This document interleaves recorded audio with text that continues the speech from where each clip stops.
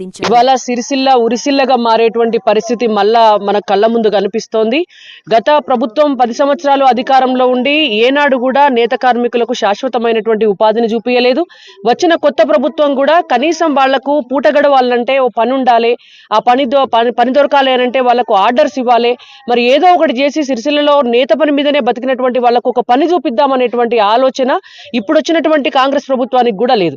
గతంలో ఉన్నటువంటి బీఆర్ఎస్ ప్రభుత్వం కూడా ఒక బతుకమ్మ చీరల పేరు చెప్పి ఇవాళ వాళ్ళ జీవితాలన్నింటినీ కూడా ఒక 3 నెలలు 4 నెలలు పని దొరికి మిగిలిన రోజులు పస్తులు ఉండేటట్టు చేసింది.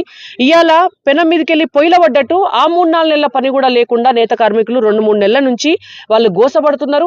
పోయిన నెలంతా కూడా వాళ్ళందరూ కూడా దీక్షలు చేసిండ్రు, పాదయాత్రలు చేసినారు, బిచ్చం ఎత్తుకొని అడుక్కున్నారు రోడ్ల మీద. అయినా కూడా ఈ కాంగ్రెస్ ప్రభుత్వం కనికరించలేదు.